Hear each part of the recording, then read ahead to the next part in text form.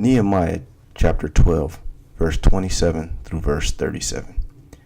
And at the dedication of the wall of Jerusalem, they sought the Levites in all their places to bring them to Jerusalem to celebrate the dedication with gladness, with thanksgiving, with singing, with cymbals, harps, and lyres. And the sons of the singers gathered together from the district surrounding Jerusalem, and from the villages of the Netophathites, also from Beth Gilgal, and from the region of Geba and Asmapheth. For the singers had built for themselves villages around Jerusalem. And the priests and the Levites purified themselves, and they purified the people and the gates and the wall. Then I brought the leaders of Judah up onto the wall and appointed 2 great choirs that gave thanks. One went to the south on the wall to the dung gate, and after them went Hoshea, and half the leaders of Judah, and Azariah, Ezra, Meshullam, Judah, Benjamin, Shemaiah, and Jeremiah, and the certain of the priest's sons with the trumpets, Zechariah, the son of Jonathan, son of Shemaiah, son of Mattaniah, son of Micaiah, son of Zechur, son of Asaph, and his relatives, Shemaiah, Azarel, Milalai, Gilalai, Mai, Nethanel, Judah, and Hanani, with the musical instruments of David, the man of God. And Ezra the scribe went before them. At the fountain gate they went up straight before them by the stairs of the city of David at the ascent of the wall above the house of David to the water gate on the east. The other choir of those who gave thanks went to the north, and I followed them, with half of the people on the wall, above the tower of the ovens, to the broad wall, and above the gate of Ephraim, and by the gate of Yeshanah, and by the fish gate, and the tower of Hananel, and the tower of the 100 to the sheep gate, and they came to halt at the gate of the guard.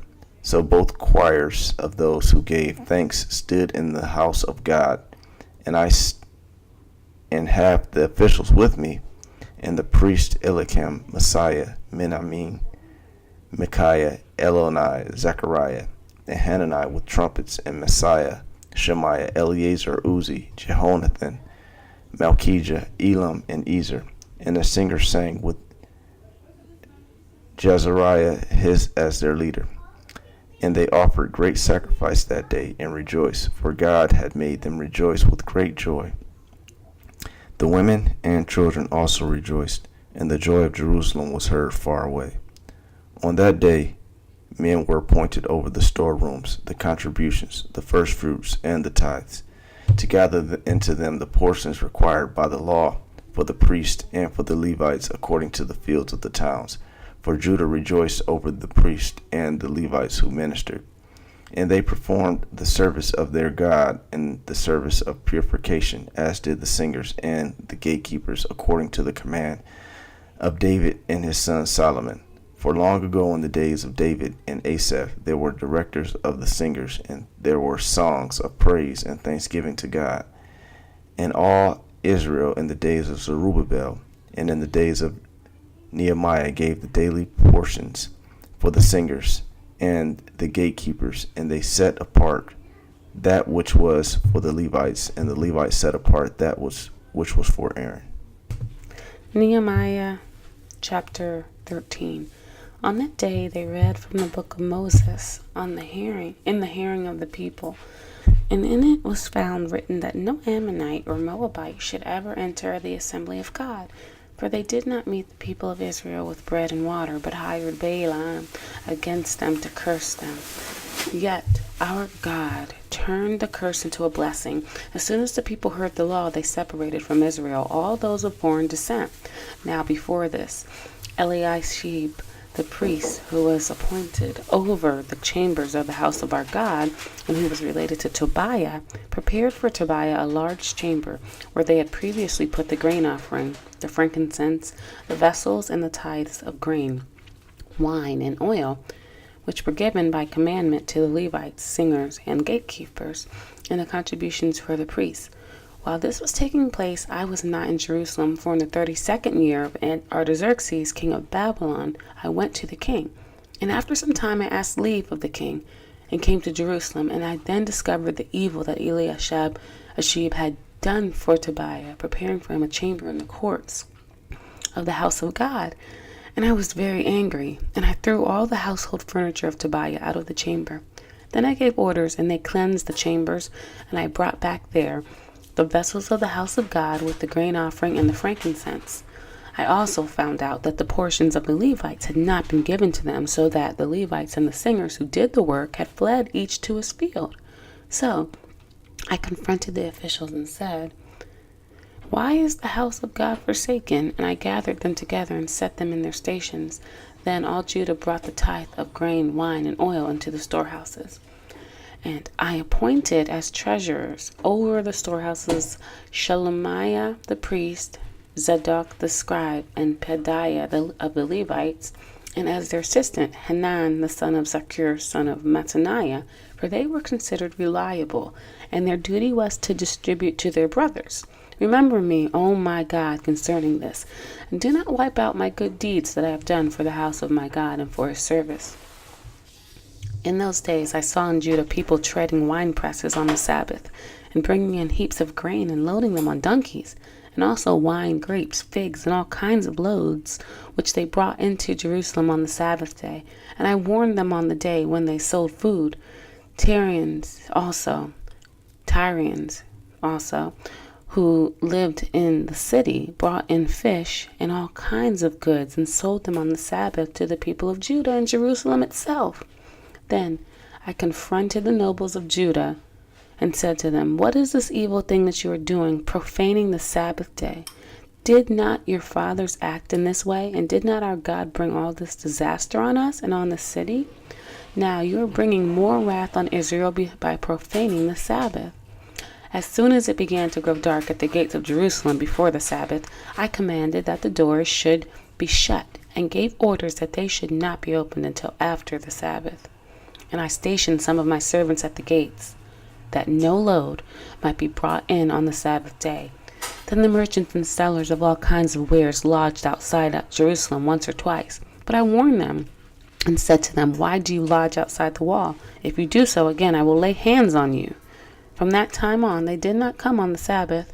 Then I commanded the Levites that they should purify themselves and come and guard the gates to keep the Sabbath day holy. Remember this also in my favor, O my God, and spare me according to the greatness of your steadfast love. In those days also I saw the Jews who had married women of Ashdod, Ammon, and Moab, and half of their children spoke the language of Ashdod, and they could not speak the language of Judah, but only the language of each people. And I confronted them and cursed them and beat some of them and pulled out their hair. And I made them take an oath in the name of God, saying, "You shall not give your daughters to their sons, or take their daughters for your sons or for yourselves. Did not Solomon, king of Israel, sin on account of such women? Among the many nations there was no king like him, and he was beloved by his God, and God made him king over all Israel. Nevertheless, foreign women made even him to sin. Shall we then listen to you and do all this great evil and act treacherously against our God by marrying foreign women?" And one of the sons of Jehoiada, the son of Eliashib the high priest, was the son-in-law of Sanballat the Horonite. Therefore I chased him from me. Remember them, O my God, because they have desecrated the priesthood and the covenant of the priesthood and the Levites. Thus I cleansed them from everything foreign, and I established the duties of the priests and Levites, each in his work. And I provided for the wood offering at appointed times and for the first fruits. Remember me, O my God, for good. 1 Corinthians chapter 11, verses 1 through 16. Be imitators of me as I am of Christ. Now I commend you because you remember me in everything and maintain the traditions even as I delivered them to you. But I want you to understand that the head of every man is Christ, and the head of wife is her husband, and the head of Christ is God. Every man who prays or prophesies with his head covered dishonors his head, but every wife who prays or prophesies with her head uncovered dishonors her head, since it is the same as if her head were shaven. For if a wife will not cover her head, then she should cut her hair short. But since it is disgraceful for a wife to cut off her hair or shave her head, let her cover her head. For a man ought not to cover his head, since he is the image of God and the glory of God. But woman is the glory of man. For man was not made from woman, but woman from man. Neither was man created for woman, but woman for man. That is why a wife ought to have a symbol of authority on her head, because of the angels. Nevertheless, in the Lord, woman is not independent of man, nor man of woman. For as a woman was made from man, so man is now born of woman, and all things are from God. Judge for yourselves. Is it proper for a wife to pray to God without her head uncovered, with her head uncovered? Does not nature itself teach you that if a man wears long hair, it is a disgrace for him? But if a woman has long hair, it is her glory, for her hair is given to her for a covering. If anyone is inclined to be contentious, we have no such practice, nor do the churches of God.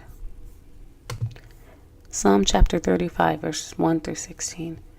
Oh, contend, O Lord, with those who contend with me. Fight against those who fight against me. Take hold of shield and buckler and rise for my help. Draw the spear and javelin against my pursuers. Say to my soul, I am your salvation. Let them be put to shame and dishonor who seek after my life.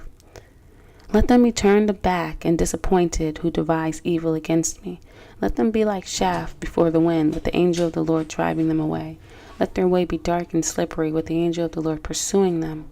For without cause they hid their net for me. Without cause they dug a pit for my life. Let destruction come upon him when he does not know it.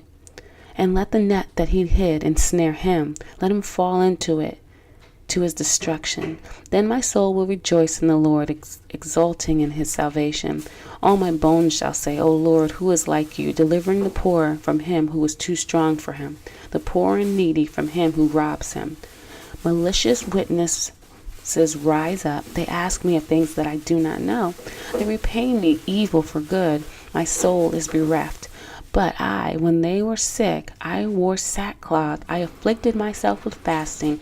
I prayed with head bowed on my chest. I went about as though I grieved for my friend or my brother, as one who laments his mother. I bowed down in mourning. But at my stumbling, they rejoiced and gathered. They gathered together against me. Wretches, whom I did not know, tore at me without ceasing. Like profane mockers at a feast, they gnash at me with their teeth. Proverbs chapter 21, verse 17 through 18. Whoever loves pleasure will be a poor man. He who loves wine and oil will not be rich. The wicked is a ransom for the righteous, and the traitor for the upright.